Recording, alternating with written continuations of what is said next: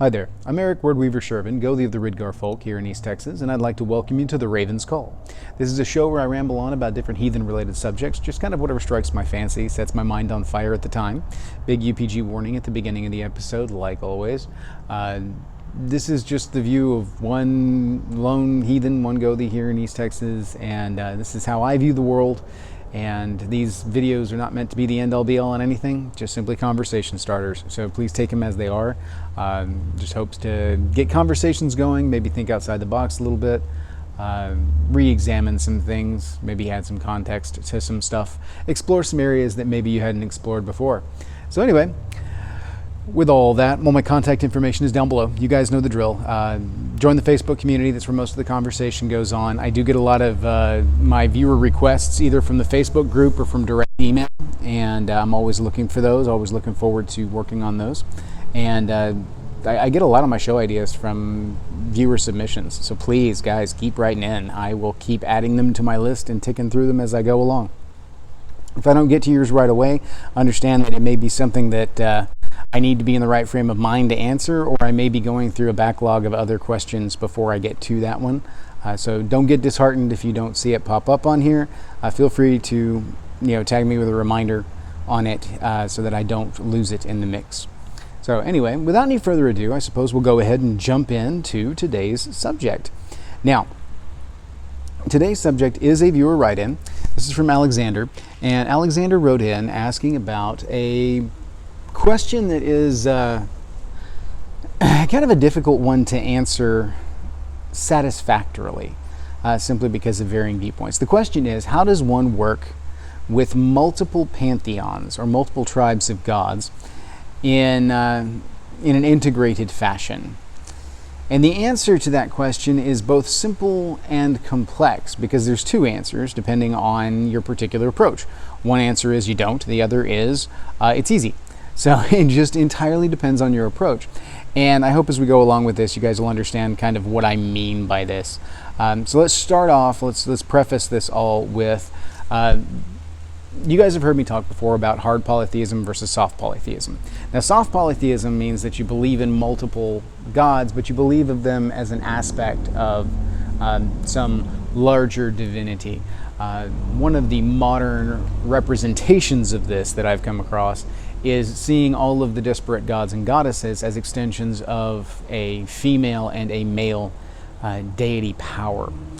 The goddess and the god. A lot of neo-pagans will fall into this category, feeling like the individual gods and goddesses that they are worshiping are simply aspects of the masculine and the feminine divinity. And even in this, most of the time, that's actually monotheistic in approach, because these two, this false dichotomy that is created is not actually two separate entities, but rather the masculine force and feminine force of a singular deity concept. Not to disparage in any way, shape, form, or fashion, just simply saying when you boil it down to its base units, that's about where it shakes out, typically, not for everybody. And that's true of most anything that I do on the channel. These are not, especially the overarching things, they're not applicable to all elements within a demographic. I'm big on hearth cult and tribal differences, and I very much embrace those. So, under the concept of the aspects of divinity, I suppose it would ultimately be pretty easy to work with multiple deities and multiple pantheons, because you just simply see them as extensions of your prime deity. That is not my approach. I am a hard polytheist. Hard polytheists believe that each of the gods are indeed their own separate entities, with their own separate senses of self, personalities, beings. And I'm hard set in this. I very, very much believe that, Odin is Odin and Thor is Thor. I do not see Thor as an aspect of Odin, though there may be some some blending of responsibilities and purviews.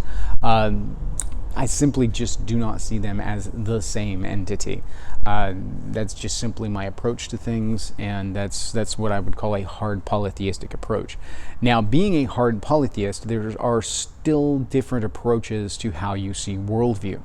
There is the approach that the pantheon that you are associated with, the one that you worship, the one that you are in a relationship with, is the only pantheon, and that you are, this is your worldview. These gods created the world and everything and everyone in it, and as a result, they are the gods.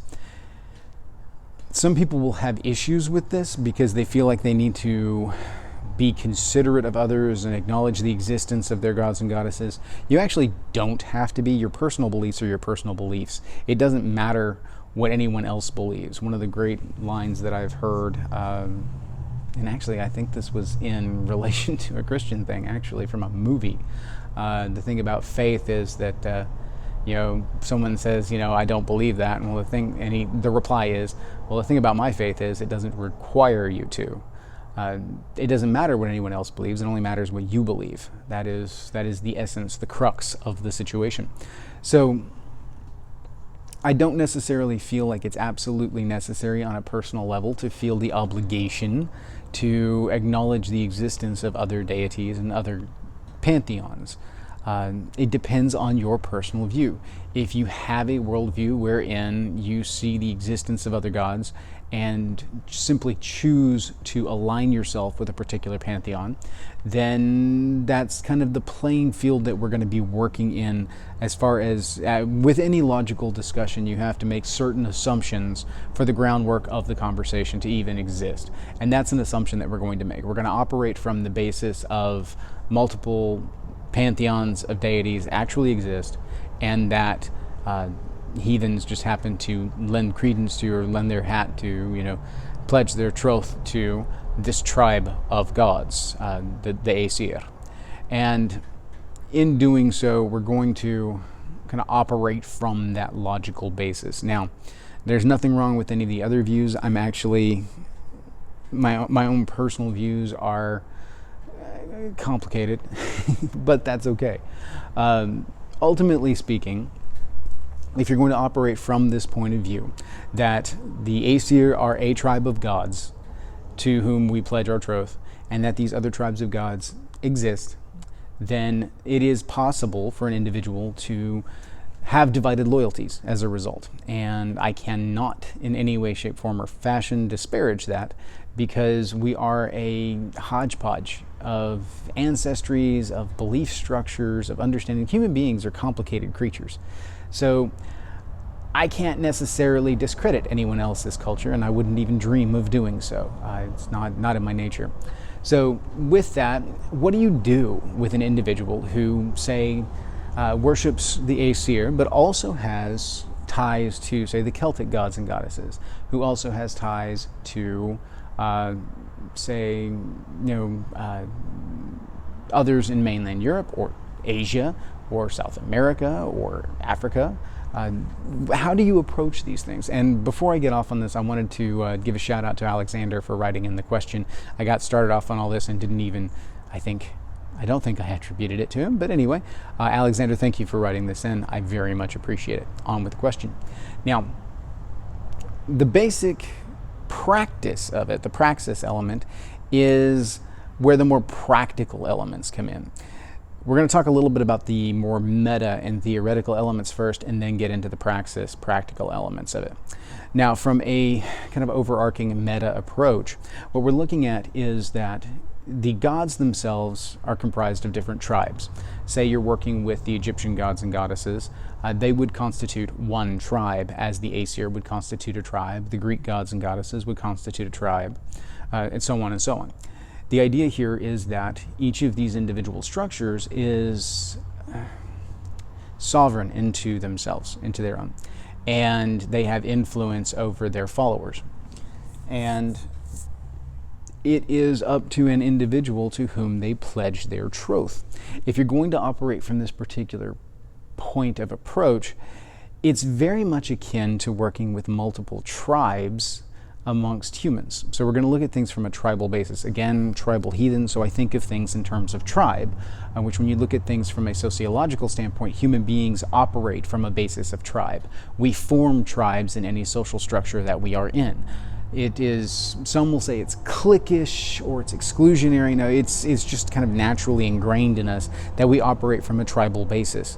It's pack dynamics, it's tribe, it's family. We create social units and we operate from those social units, and those social units interact with each other. It's just kind of how the human brain works. So when dealing with other tribes, you have your tribe to whom you belong, and then you've got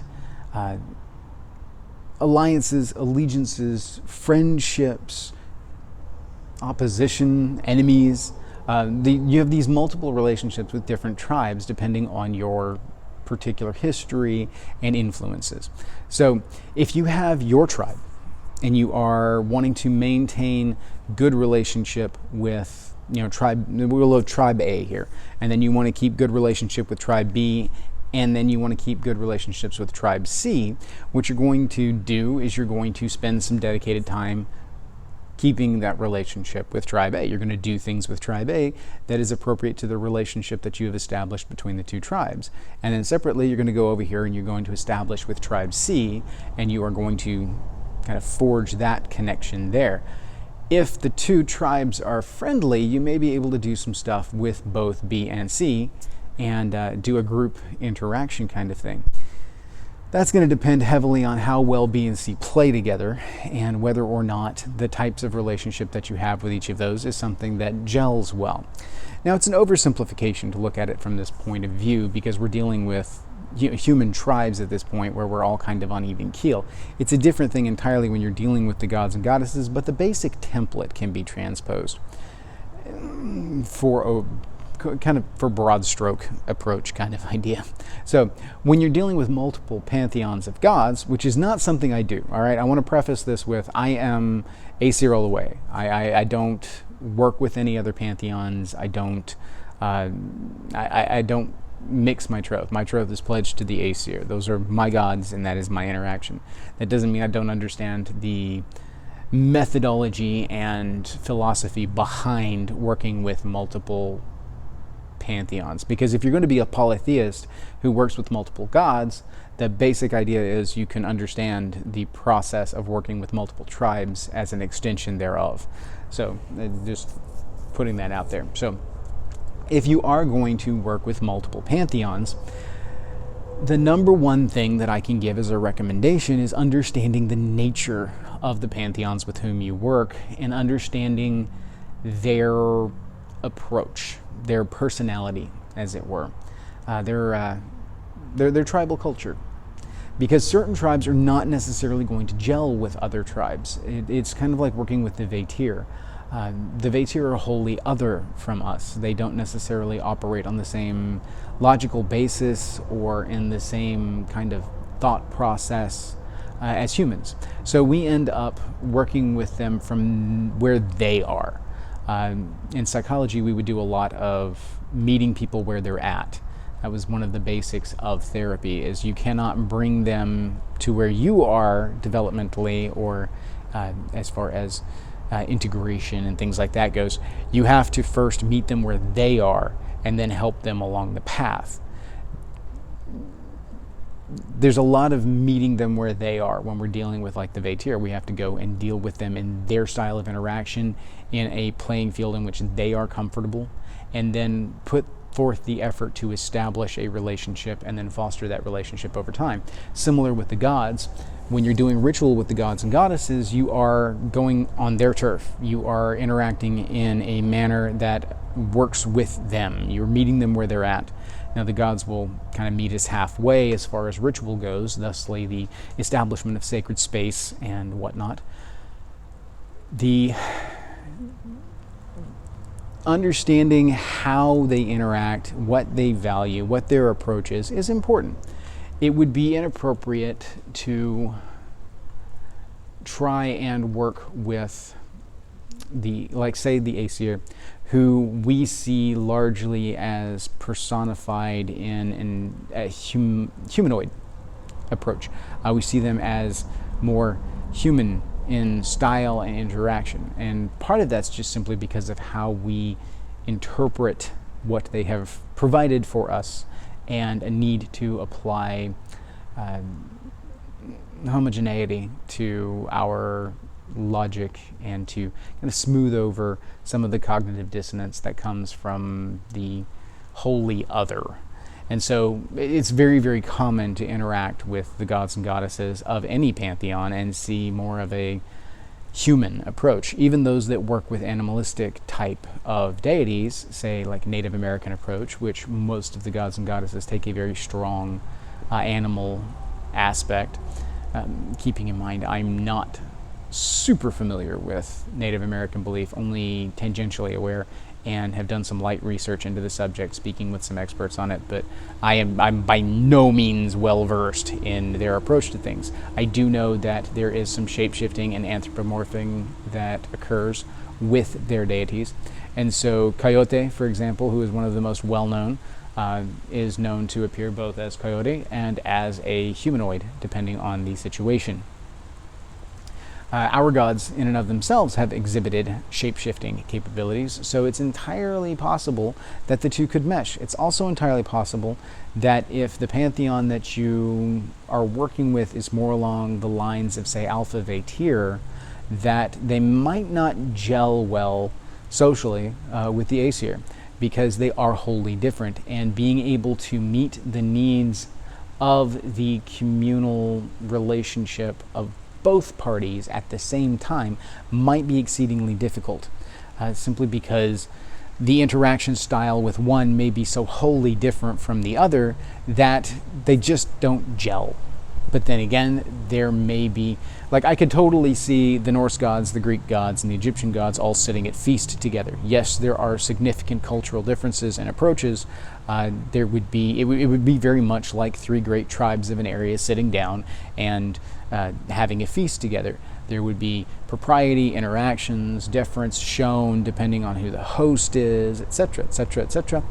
And it's a kind of a social dance, a balance of things. And it works. It can totally jive. Having dinner with a local tribe and a pack of wild wolves that you've been working with at the same time might not be the same kind of thing, because usually, like, if you're going to be working with an animal reserve and you're going to be working with a pack of wild wolves, you're going to be out in the wild with them and meeting them on their terms and interacting with them in a manner to which they are accustomed, and trying to do that while still trying to maintain a relationship with this other tribe might not jive. It depends. It could still. It's hard to say. It's a case-by-case basis, and it requires great introspection and some deep thought on the individual who is hosting said event, because that's essentially what you're doing in this when you're doing a ritual. If you're trying to do a ritual with multiple pantheons, you are essentially hosting these separate pantheons in a singular event. You are bringing them to table at your home, and as a good host, it behooves you to meet the needs culturally of your guests. So keeping that in mind, trying to put together a ritual that encompasses multiple pantheons puts twice the work on you, actually 3 times the work, because it's not just, meeting tribe B and meeting tribe C's needs and their cultural needs. It is meeting the needs of B, meeting the needs of C, and trying to maintain a balance between the two. So it would be perceivably very easy to slight one over the other simply because of comfort and familiarity with one more so than the other, leading to favoritism being shown within the ritual, and the other feeling lesser as a result. You wouldn't bring 2 great kings together and then spend all of your time speaking to one and only giving lip service to the other. It would be insulting to that secondary king. You would want to balance the two and find a common ground. So I see similar when dealing with gods and goddesses, in that you are bringing them to table and you must show proper deference to both while simultaneously offending neither. So it's a great deal of work, but it can be done theoretically. So in answer to your question, can you? Yeah, you can. I don't typically recommend it, because the purity of being able to deal with one pantheon at a time is, in my view, better simply because it removes a great deal of complication. And in removing the complication, it reduces your opportunity of offending either party.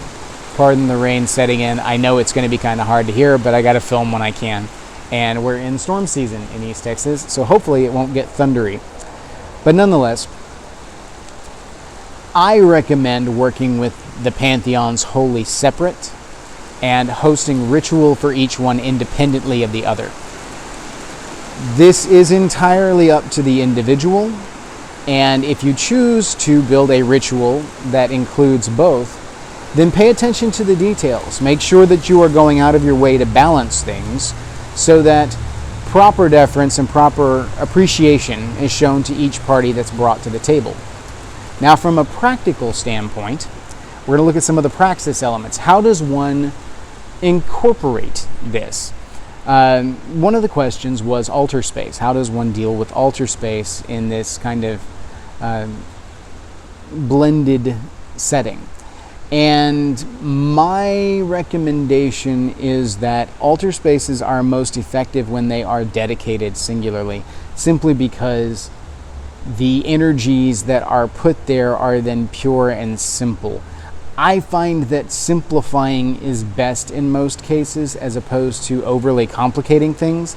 It reduces the amount of room for error, as it were. It also strengthens the connection with the individual party involved if you have a dedicated line to them as opposed to a line that switches back and forth between one and the other. Now, in modern days, it's very difficult to have space enough for one altar, let alone multiples. So it gets dodgy at this. It depends on a person's individual personal belief structure and what you're working with functionally. It's possible to take one singular altar space and then divide it out and create sectors, quarters, that are dedicated to specific pantheons. What you're essentially doing is you're taking one altar space and making multiple altars out of said space. This cramps things to a certain extent and forces you to reduce the imprint of the individual pantheons simply to allow for space and balance. Again, I recommend balance on the altar with relationship to the pantheons. But again, if you wish to show more deference to one than the other, then that becomes, it's just like if you were to seat at feast with a king. You know, the king is going to keep those that are most important to him towards the front. They're going to have special places of honor and be put in a point of recognition. So it is an honor to these individuals. If you are worshiping multiple pantheons and you favor the Aesir over the others, but you still have a relationship with the others and you wish to bring them all together in a ritual, then the proportion of the ritual that is dedicated to each will show that level of respect. It is possible to do this without slighting the other simply because of an understanding of the established relationships and how that works. If your relationship with Pantheon C is knowingly lesser than the relationship with Pantheon B, then it is to be expected that the presence of Pantheon B, both in the altar and in the ritual space, is going to be greater. This is appropriate in this setting because you are indicating to them that they are in a higher place amongst the pecking order of pantheons with whom you work. Now, my personal belief is that the gods and goddesses like to be the center of attention. They prefer to be dealt with solely. When you're dealing with beings on such a cosmic level, dividing one's attention when your attention is already infinitely more limited than theirs is it can get dodgy real quick as far as offending and not properly acknowledging the pantheon with whom you're working. You have a very limited scope, and their scope is so grand that your perception of time and space are going to be wholly different. So these things are difficult to take into account, and so balancing those within a ritual becomes kind of a heady project. As you can see at this point, this is more complicated than the simple answer would indicate. So we're going to assume that you are trying to balance the gods and goddesses that you are working with, the different pantheons. We're going to assume that you acknowledge the existence of multiple pantheons, and we're going to assume that you are trying to maintain relationships with each of these. My number one recommendation would be to do rituals separately for each of the pantheons in order to show proper deference and to really spend some time with them. It's just like if you throw a party and you've got your friends and family there. You can spend a little bit of time with each of them, but you can't spend real good, dedicated time with any one individual without negatively impacting the amount of time that you can spend with the others. And if you've ever been to a party where you wanted to be, you don't go to a party and expect to be able to spend a lot of one-on-one time with an old friend kind of thing. You expect a little bit of the group talk and then maybe a couple of minutes here and there where you can catch up individually. If the host does favor one old friend over the others, then it can be kind of grating to those individuals that are just trying to get a couple of minutes with their old friends so they can visit for a bit. And if they can't get that, then they wonder why they even came. So keep those kind of things in mind as you build a ritual and understand the balance of things. It's a lot easier to catch up with an old friend and have meaningful interactions when it's just you and the old friend hanging out. It's like, I can come to the party, I can see you for a bit while we're at the party, but if I really want to work on our friendship and our relationship, then I'm going to arrange some one-on-one time away from the party where we can really spend some time catching up and I don't have divided attention. Because that's essentially what you're getting down to, is how far are you dividing your attention and how are you parceling out the proportion of attention that you are dividing amongst the present individuals, your guests. So when dealing with the deities, it's the same kind of thing. How much are you spending with the deities as far as actual ritual energies, and how much are you dividing out amongst the others? And that's again a personal call. There's no one right way or wrong way to go about it. They're simply setting out what you would like to get from the ritual and from the relationship, and then figuring out whether or not that is the appropriate methodology of reaching your desired goal. So I would say in this instance that I do not recommend doing group ritual cross pantheon, but it can be done. And if you do it, think about the imagery that you're utilizing in the ritual, sort of the cultural flair that's present.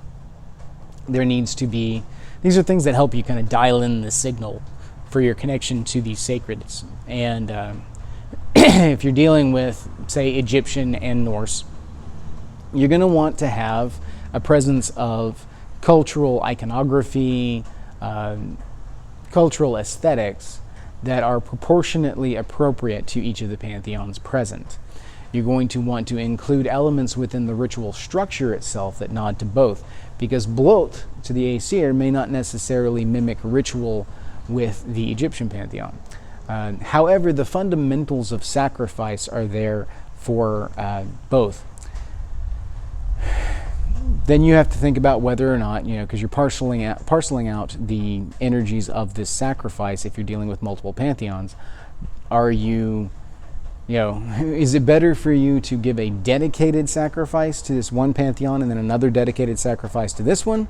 Or can you effectively and functionally split this sacrifice between the two?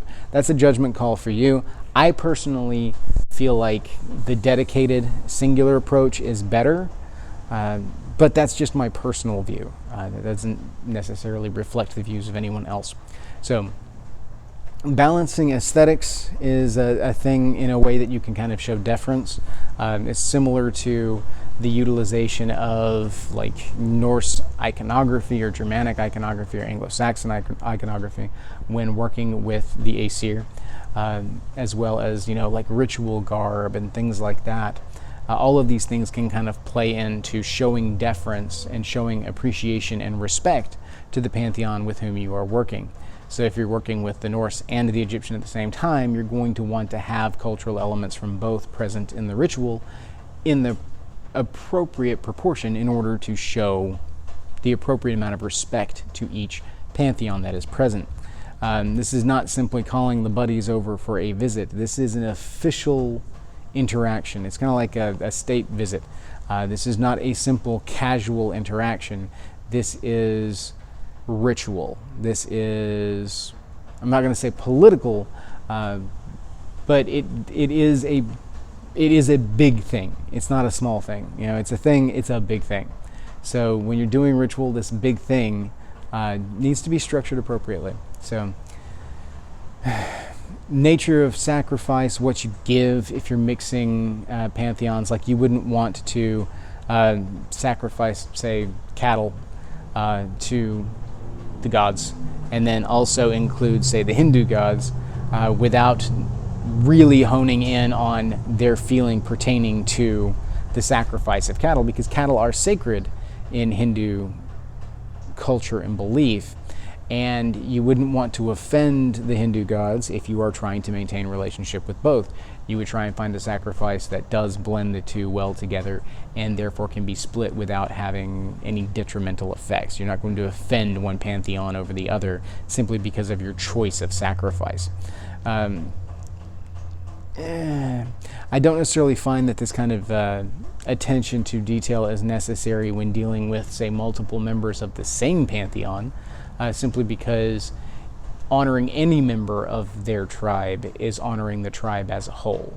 So, you know, if you're working with Thor and Sif, as well as, say, Frigga and Odin, honoring any one of those individuals within the ritual is not going to necessarily offend the others. Like if you're sacrificing a goat for Thor, this is not necessarily going to offend the sensibilities of Frigga, because she gets it. It's her tribe, her kinfolk, her Inengard. So, but it can cross-culturally cause some issues. And that's something that you have to balance as the ritual leader as you are hosting these separate guests within this ritual space. So take your time, think it through, go through the details, and look at what you're dealing with. Now, from just a nitty-gritty day-to-day standpoint, again, proportion is kind of key. The amount of time you proportionately spend with each of the cultural bases is going to establish within your own energy structure a strength and proportion of energies in the whole that is your energy essence. So if you spend a great deal of time with the Egyptian gods and goddesses and then step up to try and do ritual with the Norse or the Aesir, then you may not get the same level of result as those that give dedicated attention to Aesir. It's a thing, you know.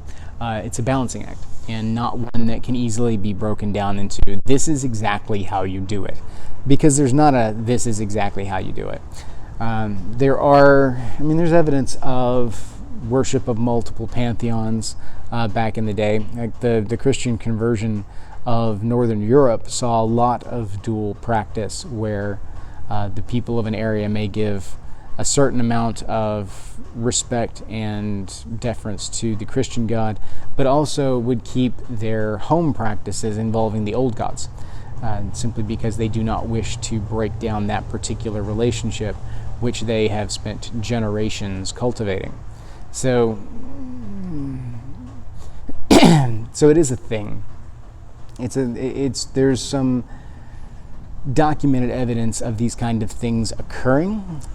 And of course you get into the nitty-gritty of, if they're doing this, are they actually engaging in the Christian belief structure and worship, or are they simply giving it lip service and their actual fealty is paid to the Aesir? There's no way for us to really know without having been there at the time, but we can surmise, kind of extrapolate from the data that we have, that there was probably a little bit of both going on, and it depended on the individual. So there's the thunder. Hail Thor.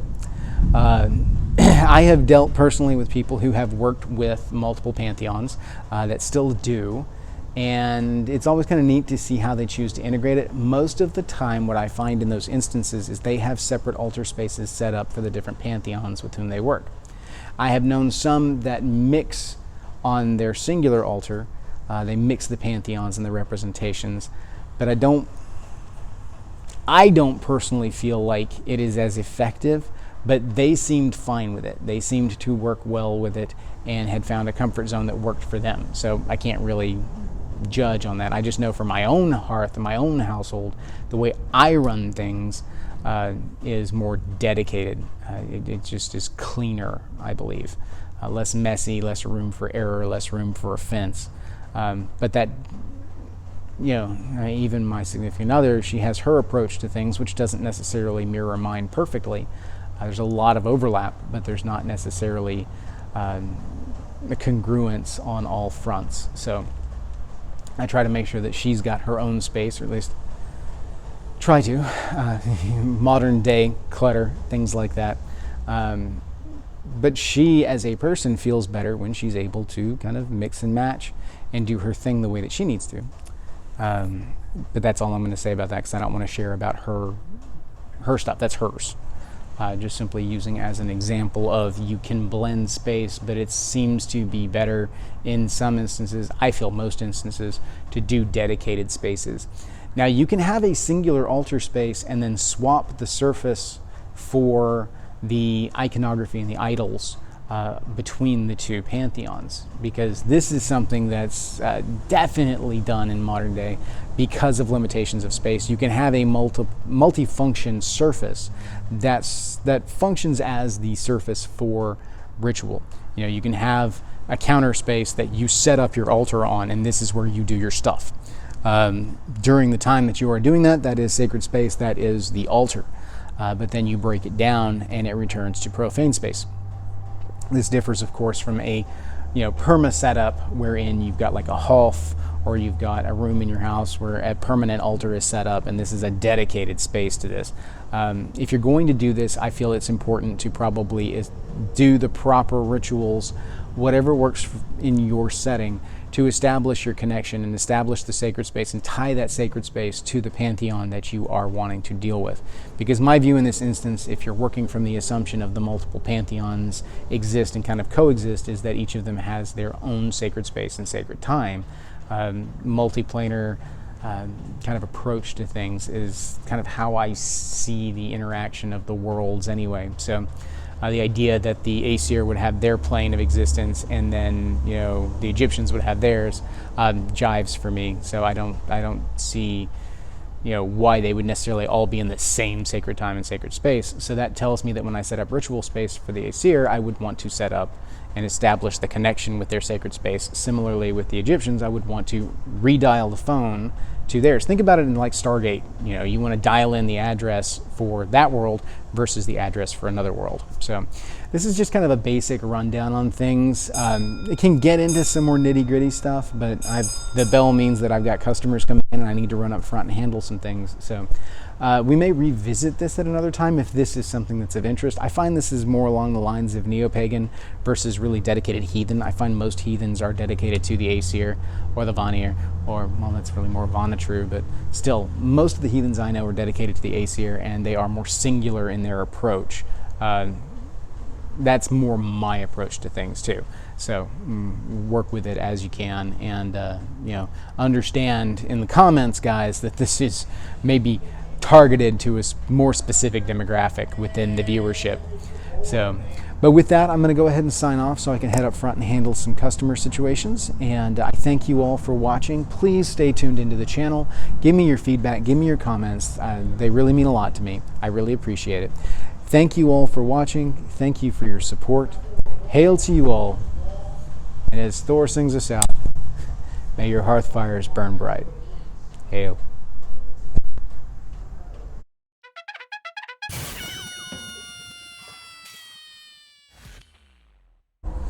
All right, let's give this a shot. Back up to a suitable distance, get the wire to hang right. Cool, all right, so we're jumping in. Man, it has been crazy. But I mean, nothing new. I mean, it's still the same thing, just working like crazy like everybody else, just trying to make ends meet. You know how it goes. And then prepping for D&D, going back and reading some books, trying to catch life where I can.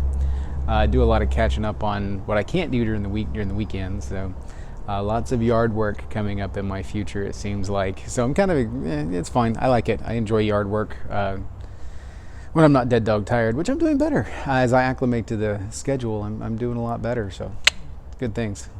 So other than that, nothing really new on the D&D front until we have our session in about 2 weeks. I'm looking for some cool stuff. We're hopefully going to make it through the rest of my dungeon this go around. We had a long session last time and still only made it through about 4 rooms. Still got a bit of it left and some major plot points hopefully that we're going to come to in the next session. So I'm excited and really looking forward to it. So it's going to be a lot of fun, I think. But not much in the way of cutting room floor stuff this time. Sorry, guys. Life is just pell-mell, going like it is, and time just seems to be flying by. One of these days I hope I can get back to doing my East Texas Heathen stuff. We'll see.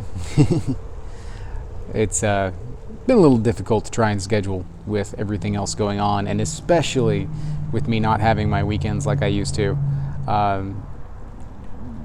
Not being able to do stuff during the week definitely cramps your style on the weekend. So anyway, I guess without any further ado, we'll go ahead and jump into the episode. So thank you guys for everything, and hopefully next time I'll have some more fun stuff to talk about. We'll see. Anyway, we're ready in 3. We're live in 3, 2, 1. Let's jam.